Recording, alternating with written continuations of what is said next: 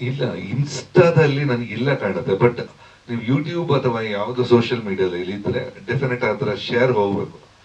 Audio ಕಂಪನಿಗೆ ಹೋಗುತ್ತೆ, ಇವತ್ತಿಗೆ ಹೋಗುತ್ತೆ. ಎಲ್ಲ ಎಲ್ಲ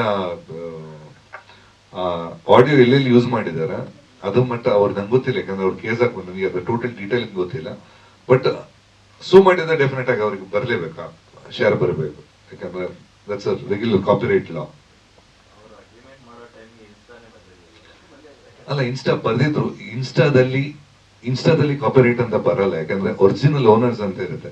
ಈಗ ಈ ಸಾಂಗು ಯಾರಿಗೋ ದುಡ್ಡು ಹೋಗ್ತಾ ಇರುತ್ತೆ, ಅದನ್ನ ಫಸ್ಟ್ ಹಾಕಿದವನಿಗೆ ಹೋಗುತ್ತೆ.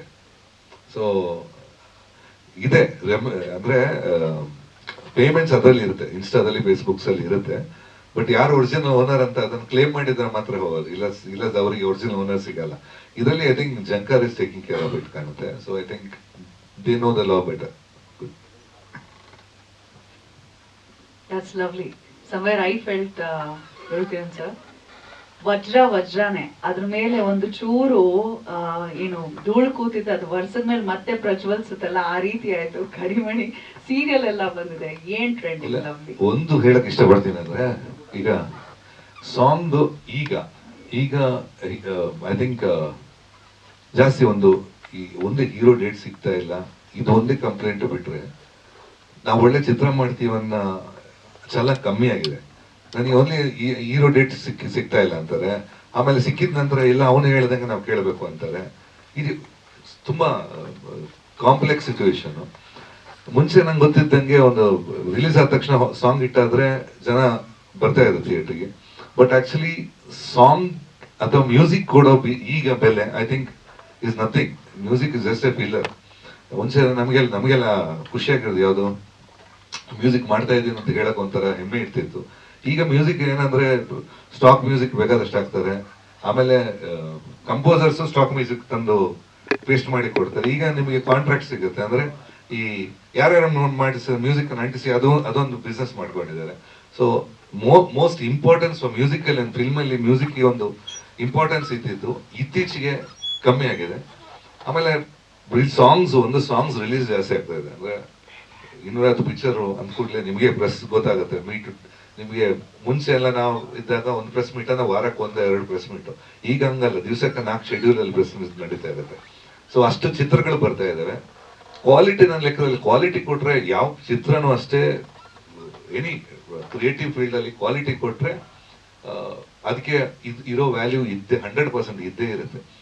ಸೊ ಈಗ ಕೊಡೋ ವ್ಯಾಲ್ಯೂ ಕಮ್ಮಿ ಆಗ್ತಾ ಇದೆ ಅಂತ ನನ್ನ ಅನಿಸಿಕೆ. ರೀಸನ್ ಚಿತ್ರಗಳು ಚೆನ್ನಾಗಿ ಓಡ್ತಾ ಇಲ್ಲ, ಆಮೇಲೆ ನಾವೇ ಬೈಕೋತೀವಿ. ಬಟ್ ನಿಜ ಹೇಳ್ತೀನಿ, ಚಿತ್ರ ಚೆನ್ನಾಗಿದ್ರೆ ಡೆಫಿನೆಟ್ ಆಗಿ ಓಡುತ್ತೆ.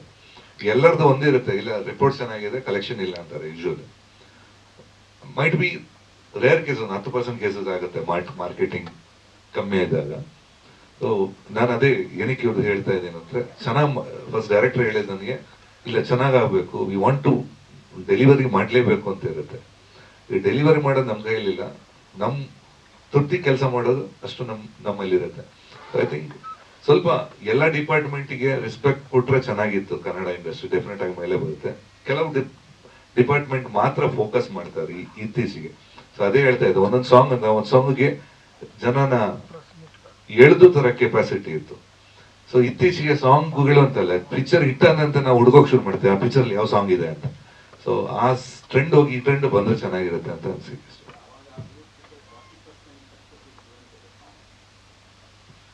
ಇವತ್ತು ಅಲ್ಲ, response for the songs first of all ಬಂದು ಪ್ರೊಡ್ಯೂಸರ್ಸ್ ನಮ್ಮ ಹತ್ರ ಬಂದು ಕೇಳಿದ್ರೆ ಎಷ್ಟಕ್ಕೆ ಮುಗಿಸ್ತೀರಾ ಅಂತ ಕೇಳ್ತಾರೆ.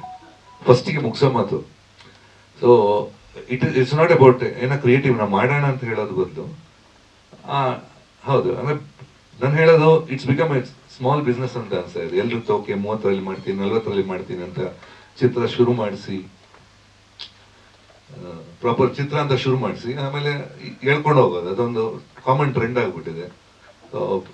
ಆಮೇಲೆ ರೆಗ್ಯುಲರ್ ಪ್ರೊಡ್ಯೂಸರ್ಸ್ ಈಗ ಪ್ರೊಡ್ಯೂಸ್ ಮಾಡ್ತಾ ಇಲ್ಲ, ಅದೊಂದು ದೊಡ್ಡ ಏಟು ಕನ್ನಡ ಇಂಡಸ್ಟ್ರಿಗೆ. ಗೊತ್ತಿದ್ದ ಚಿತ್ರರಂಗ ಗೊತ್ತಿದ್ದವರು ಚಿತ್ರ ಮಾಡೋದು ಬೇರೆ, ಯಾರೋ ಹೊಸಬ್ರು ಮಾಡೋದು ಬೇರೆ. ಸೊ ಆ ಡಿಫ್ರೆನ್ಸ್ ಒಂದ್ ಸ್ವಲ್ಪ ಇದೆ. ಇಲ್ಲ, ಡೈರೆಕ್ಟರ್ ಸಿಕ್ಕಾಪಟ್ಟೆ ಒತ್ತಾಯ ಮಾಡ್ತಾ ಇದ್ದಾರೆ, ನಾನೇ ಬೇಡ ಅಂತ ಇದ್ದೀನಿ.